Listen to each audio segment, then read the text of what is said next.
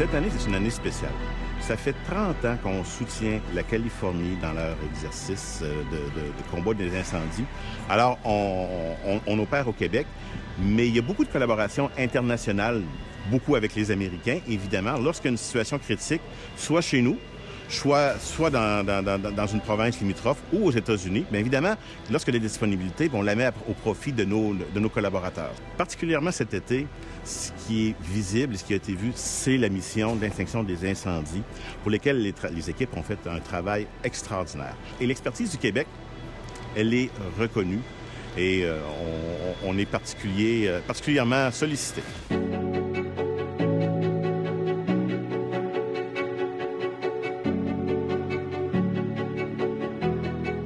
Lorsque quelqu'un appelle à la SOPFEU pour déclarer un incendie, là, ici, au Centre provincial de lutte, ils vont émettre une alerte qu'ils vont distribuer à une des régions, normalement la région la plus proche.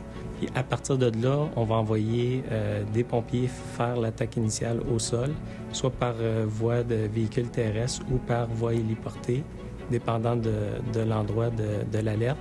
Puis aussi, c'est là qu'on va déterminer dans chaque région si on va donner un support avec les avions-citernes pour l'attaque initiale. Pour que ces avions-là volent, il y a une logistique, le transport des équipages, l'hébergement, la nourriture. On a une équipe qui a travaillé d'arrache-pied cet été pour supporter l'ensemble de la mission. Mon rôle, c'est chef régulateur. Donc, un chef régulateur, dans le fond, mes fonctions, c'est de s'assurer que mon équipe coordonne correctement tous les mouvements des appareils du service aérien gouvernemental. Donc, moi, je m'assure qu'eux aient les bons outils pour que, justement, tous nos vols soient sécuritairement effectués. On peut avoir un briefing qui paraît assez simple, mais que, dans le fond, il y a beaucoup de complexité. Pour ce qui est de la prévision, ça reste beau toute la période. Il y a un petit tempo qui dit que ça pourrait descendre à 500 pieds broken, 2000 dans brume. OK. À l'heure qu'on va arriver, les vents vont être du 200 à 7 nœuds, plus de 6000 de visibilité, 2500 pieds broken. Ici, éventuellement, il va y avoir des précipitations. Okay. Les précipitations, c'est pas avant 18 heures Zulu. Okay. Techniquement, on devrait être bon pour se poser. Puis on devrait être bon pour même repartir pour Wichita avant que le système arrive. OK. La SOPFEU et le service aérien gouvernemental, on est très liés. On est liés parce que la SOPFEU, premièrement, eux sont responsables de l'ensemble des opérations, donc d'extinction des incendies de forêt. Ils vont planifier, ils vont coordonner, ils vont superviser. Alors que nous, on va intervenir dans les opérations aériennes, sous la gouverne de la SOPFEU, évidemment, mais pour un volet spécifique, les interventions à l'aide des avions-citernes. Alors, nous, on fait les interventions à l'aide des avions-citernes, mais pour l'ensemble de l'intervention, c'est-à-dire la mécanique, l'entretien de l'avion, le pilotage, le largage est fait sous la supervision des aéropointeurs, mais le moment de peser sur le largage, évidemment, c'est nos équipes qui ont l'expertise et qui font ça. L'aéropointeur, c'est la personne qui dirige l'opération d'avion-citerne. Ce qu'il faut comprendre, c'est que les avions-citernes, eux autres, ils arrivent vite. Leur but, c'est d'emmener le plus d'eau possible. Puis ils ne voient pas vraiment le travail qu'ils font parce qu'ils larguent en arrière d'eux autres. Donc l'aéropointeur, c'est un spécialiste de comportement de feu. Il va faire l'analyse de feu, puis c'est lui qui va déterminer les meilleures places pour larguer, pour en venir à pouvoir arrêter temporairement l'incendie. C'est quand même assez physique d'opérer un 415. Quand on touche à l'eau, étant donné que les probes sont descendues, on le sent. C'est pas comme un atterrissage. On va comme à côté d'une ceinture, puis ensuite, il faut contrôler la machine.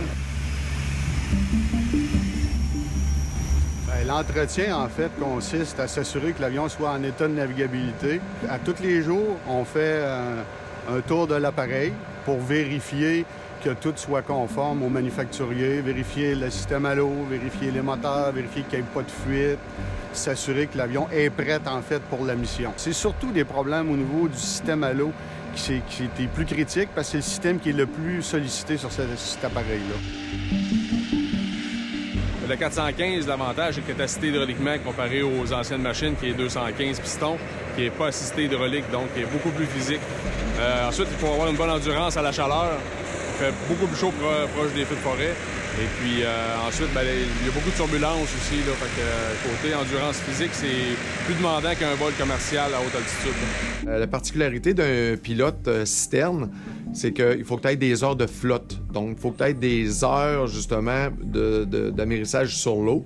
Tu te dois d'acquérir une certaine expérience. Une fois que tu as cette expérience-là, que tu rencontres les requis pour rentrer au service aérien, ce que tu fais, c'est que tu vas commencer comme premier officier.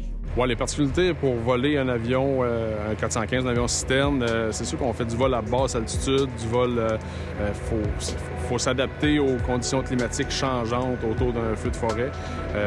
Le feu de forêt crée un petit peu son système météo, donc les vents peuvent changer de bord. On peut arriver au lac puis avoir les vents qui sont complètement virés de côté en dedans de 2 minutes.